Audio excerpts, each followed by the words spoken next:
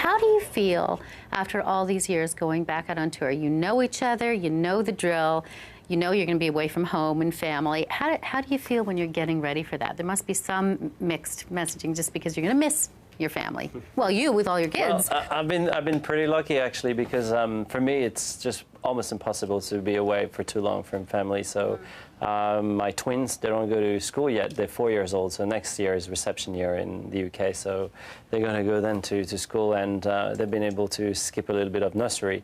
So they come and see Daddy and my little boy, who's going to be one in, you know, he's one actually. Yeah. So I'm pretty lucky now, and I have them in Montreal, and they're based here for 2 weeks during the Canadian tour. So that gives me a chance to enjoy it. Otherwise, I just can't make it. You know, I need family around. And whereas do you kind of go, here we go?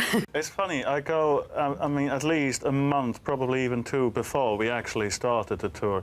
I went into a state of, you know, whatever happens, don't ask me any questions, don't ask me to plan anything, don't ask me what I think about next year, because I just know I'm going to be traveling, I'm going to sit on an airplane every day, I'm going to be in a different city every day. It's a very ambiguous feeling I've got about these world tours. Somehow you experience so much within 9 or 10 months. You see so many people, so many cities and everything. And somehow, when you come back from it, you feel like you're missing a year out of your life. What's the best thing about it, would you say, Carlos? Obviously, I mean, being on stage is to sing live and just giving this passion to the audience, and then have this reward of the applause. That's unbelievable. I mean, even if you do the same show every night, but you just have another new audience, you have a new reactions, new jokes just come in suddenly on stage, because this time in our tour, I mean, we have a big orchestration. I mean, and we try to be as close as possible as we can with the audience. So we're joking around and we're trying to show our own personality all the time. So it's a lot of fun. You've got such incredible and loyal fans who want the romance, who want everything that you have been doing in the past. It's probably not surprising that every once in a while there's going to be somebody who doesn't like it. And I don't know where I read, and I can't believe somebody wrote this, but said there was one critic, they criticized your classical kind of crossover and said it was like putting a mini skirt on the Mona Lisa. I don't know who wrote that, but how do you remember that? Yeah. I think it's fantastic. Yeah. Absolutely. Mona Lisa she was hot. She was just all covered up. Speak for yourself. Okay then. So but you let it roll off and move on, or you just don't even read that stuff if you don't, you have to? Or? No, I mean, it's inflammatory, and it causes people to, you know, formulate their own opinions about things. Obviously, you know, nothing's going to be a universal truth. You know, not everyone is going to latch onto something, and what we do is very energetically, it's very big. You know, the four of our personalities, the four of our voices, and what we come up with and what we give to the audience, you're either going to love it or you're going to hate it. And you know, the vast majority, you know, 98%, they really love it.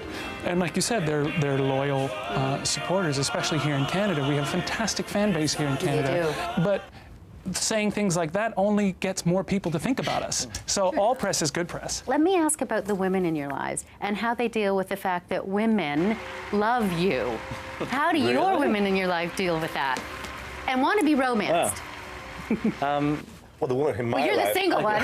You're the single one here. I should ask all the women that I have in my life right now. I don't know. They do pretty well, actually. I'm going to speak for myself. My wife used to work for a record company, for our record company. This is how we get to know each other in Australia. She was a publicist.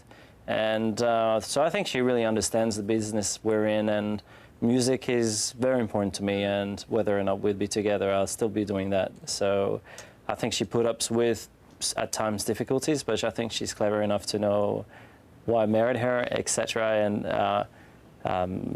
yeah, I think it works absolutely fine, and she respects it, and I respect her, and I think this is how it works. Of course, you're being awfully quiet over there.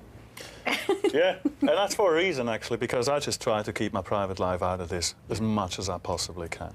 Because it's not easy, though, right? No, it's not. It's not. Definitely not. Especially with, as you say, the very loyal fans. They want to know everything about you. They want to own a piece of you, which is very sweet, you know. And we have made the choice, the four of us, to expose us to that. But all the people that are around us have not made that choice, you know, because it does not obviously come with just the sunny sides. There's two sides to every coin.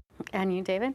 Well, my wife is a performer as well. She's an opera singer, and so, you know, she is in the spotlight, as it were, and so she understands what it means to be a public persona. She understands what it means to be an artist. I mean, we talk all the time about how it's really amazing how we can really relate to each other on so many different levels, and this being one of those levels. And it's like Sebastian said, the fans are, for the most part, very respectful. They oftentimes, when they come to like a show and they come to the meet and greet that we have before the show, and they'll bring presents for her. Not for me. Oh, that's but nice. stuff for her. They do. I love it, gentlemen. I know you've got a busy schedule, so I'm going to let you go. Sadly, I have to let you go, but thank you so much for carving out some time. pleasure. Thanks for having us Thank you here. very much. Pleasure. Good to see you again. Carlos. Bye, David. Continued success, by the way, on the tour. Thank you.